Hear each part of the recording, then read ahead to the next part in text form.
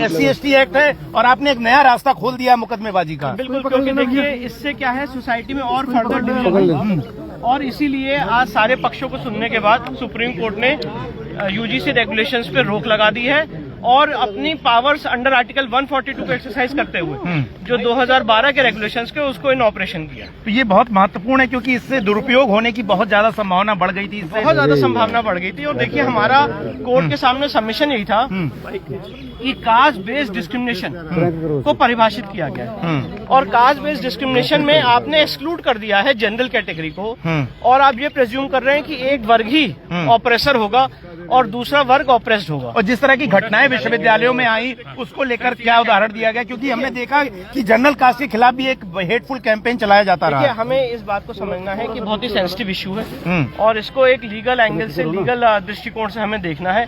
उसी लीगल दृष्टिकोण से हम इस मामले की पैरवी कर रहे हैं। सबसे इम्पोर्टेंट बात यह है, मैं आपको जिसमें बता दूं कि आज UGC रेगुलेशंस को सुप्रीम कोर्ट में चुनौती दी गई थी, जो नए नियम लाए गए हैं और सेक्शन 3(1)(c) को चुनौती दी गई थी जो कास्ट बेस्ड डिस्क्रिमिनेशन को डिफाइन करता है। सेक्शन 3(e) को डिस्क्रिमिनेशन की प्रोविजंस ऑलरेडी हैं। सेक्शन 8(1)(b) और 8(1)(e) को भी डिफाइन, उनको चैलेंज किया गया था। और जब ये सारी बातें सुप्रीम कोर्ट के सामने रखी गई, सारे पक्षों को सुनने के बाद, सॉलिसिटर जनरल ऑफ इंडिया को सुनने के बाद, इंदिरा जयसिंह को सुनने के बाद और हमारे पक्षकारों को सुनने के बाद माननीय सुप्रीम कोर्ट ने आज UGC रेगुलेशंस जो नए नियम लाए गए हैं उन पे पूर्णतः रोक लगा दी, उनको अभ्यास में रख दिया है और जो पूर्व के UGC रेगुलेशंस 2012 थे उनको प्रभावी किया है अपनी पावर्स अंडर आर्टिकल 142 को एक्सरसाइज कर। केंद्र सरकार का क्या रुख रहा है, क्या उसने याचिका का विरोध किया या क्या कहा? केंद्र सरकार ने कहा कि ये कॉन्स्टिट्यूशनल इशू है और इसको एग्जामिनेशन इसका होना होगा, जब इसका एग्जामिनेशन होगा तब वो अपनी बात रखें। Thank you. चलिए, तो ये आपने सुना यहाँ पर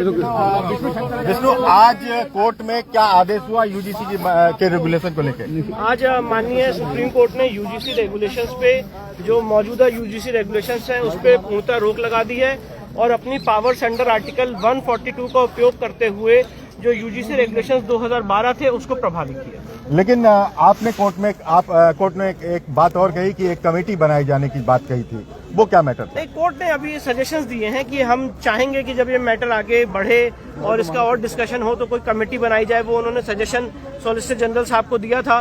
तो आज तो कोर्ट ने जो हमारी तीनों रिट याचिकाएं थी जो और हमारे पक्षकारों ने भी दायर की हैं, राहुल दीवान की तरफ से याचिका दायर हुई है, अनुभव पांडे, रूबल पटलिया, संजय दीक्षित, इन सारी याचिकाओं पे कोर्ट ने आज नोटिस जारी किया है और UGC रेगुलेशंस पे पूर्णतः रोक लगाई। एक टिप्पणी भी कड़ी की थी कि उन्होंने लगता है कि 70 साल बाद भी हम इस डिस्क्रिमिनेशन को आगे बढ़ा रहे हैं, रिवर्स करना चाहिए। जी बिल्कुल, आज कोर्ट ने ये भी बात कही कि ये जो रेगुलेशंस आए इससे मामला और बिगड़ने की तरफ जाएगा, क्योंकि हम एक सोसाइटी ऐसी बनाना चाहते हैं जिसमें टोटल कास्ट बेस्ड डिस्क्रिमिनेशन खत्म हो। और जिस तरह से हॉस्टल्स के बारे में बात कही जा रही है, हॉस्टल्स को डिवाइड किया जा रहा है, तो इस तरह की चीजों से कभी कास्ट बेस्ड डिस्क्रिमिनेशन नहीं खत्म होगा।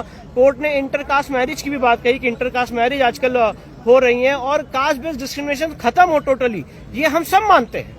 कोई नहीं चाहता है कि कोई भी व्यक्ति किसी आदमी को ऑपरेस करे या किसी से कोई जातिगत भेदभाव करे या उस पर टीका टिप्पणी करे, पर ये सब पे लागू होना चाहिए। अगर आप एक कम्युनिटी को ऑपरेसर मान रहे हैं और दूसरी कम्युनिटी को ऑपरेस मान रहे हैं तो ये आर्टिकल 14 का, आर्टिकल 15 सब क्लॉज 1 का वायलेशन है और ये सारी बातें हम कोर्ट में लेके गए। सॉलिसिटर जनरल जो केंद्र सरकार की तरफ से थे, उनकी क्या दलील रही? नहीं, जब कोर्ट में जब मामला आया तो केंद्र सरकार ने कहा कि क्योंकि वो लिहाजा वहाँ बैठे हुए थे तो उन्होंने इस मामले को सुना, उन्होंने कहा कि ये इम्पोर्टेंट कॉन्स्टिट्यूशनल इशू है और जब कोर्ट इसमें नोटिस जारी करेगी तो एग्जामिन करेंगे और अपना स्टैंड कोर्ट के सामने। एक बड़ी जीत मानते हैं?